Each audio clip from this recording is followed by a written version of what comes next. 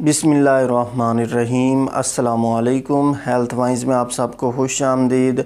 दोस्तों, मैं हूं मोहम्मद इमरान और आज की इस वीडियो में मैं आपको डेक्सलैंसोप्राज़ोल का रिव्यू देने जा रहा हूं। तो आज की इस वीडियो में हम देखेंगे कि डेक्सलैंसोप्राज़ोल कौन सी ड्रग क्लास से बिलोंग करती है, मार्केट में इसके कौन कौन से ब्रांड्स अवेलेबल हैं, इसके यूजेस क्या हैं, इसकी डोज़ क्या है, इसके साइड इफ़ेक्ट्स क्या हैं और इसकी कंट्राइंडिकेशंस क्या हैं। तो दोस्तों, इससे पहले अगर आप मेरे चैनल पर न्यू हैं तो मेरे चैनल को सब्सक्राइब कर लें और साथ ही बेल आइकन पर क्लिक कर दें ताकि आपको मेरी हर नई आने वाली वीडियो का नोटिफिकेशन मिलता रहे। तो सबसे पहले बात करते हैं डेक्सलैंसोप्राज़ोल कौन सी ड्रग क्लास से बिलोंग करती है।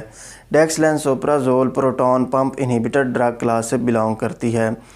मार्केट में इसके ब्रांड्स की बात की जाए तो ये आपको डेक्सो के नाम से मिल जाएगी, डोलजीना के नाम से मिल जाएगी और रेज़ोडेक्स के नाम से मिल जाएगी। ये इसके चंद मशहूर ब्रांड्स हैं। इन नामों से आप इसे फार्मेसी या मेडिकल स्टोर से परचेज़ कर सकते हैं। अब बात करते हैं डेक्सलैंसोप्राज़ोल के यूजेस की। तो दोस्तों, ये हमारी बॉडी में यानी हमारे स्टमक में एसिड की सिक्रीशन को कम करती है। तो एसिड की सिक्रीशन की वजह से हमें जो मसाइल बनते हैं उनके ट्रीटमेंट में इसे यूज़ किया जाता है। तो इसे गैस्ट्रोइसोफेगल रिफ्लक्स डिजीज़ में ख़ास तौर पर यूज़ किया जाता है।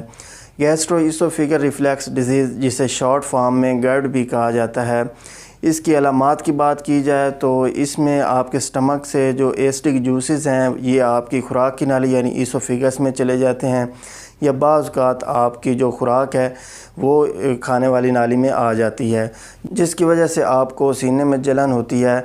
तो इसके ट्रीटमेंट में इसे यूज़ किया जाता है। तो बाज़ औक़ात खुराक की नाली में एसिडिक जूसेस की वजह से इंटरनल लाइनिंग जो है ये ख़राब हो जाती है, अल्सर वगैरह बन जाते हैं, जिसे इरोसिव ईसोफेगस रिफ्लक्स डिजीज़ कहा जाता है। तो इसके ट्रीटमेंट में भी इसे यूज़ किया जाता है।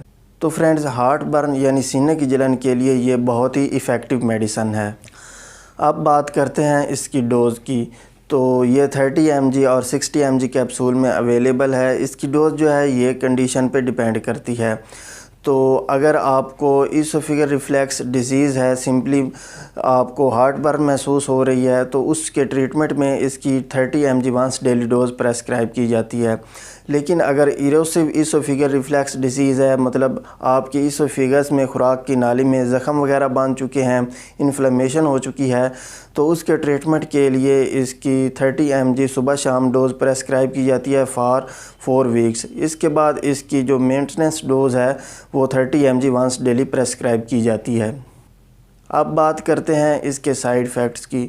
तो इसके साइड इफ़ेक्ट्स बहुत ही रेयर हैं, जिनमें आपको पेट में दर्द हो सकता है, डायरिया का मसला बन सकता है, सर में दर्द हो सकता है, फटीग का यानी थकावट का मसला बन सकता है। अब बात करते हैं इसकी कंट्राइंडिकेशंस की, मतलब कौन से पेशेंट इसे इस्तेमाल नहीं कर सकते। तो अगर आप इससे हाइपर सेंसिटिव हैं यानी एलर्जिक हैं तो आप इसे यूज़ नहीं कर सकते।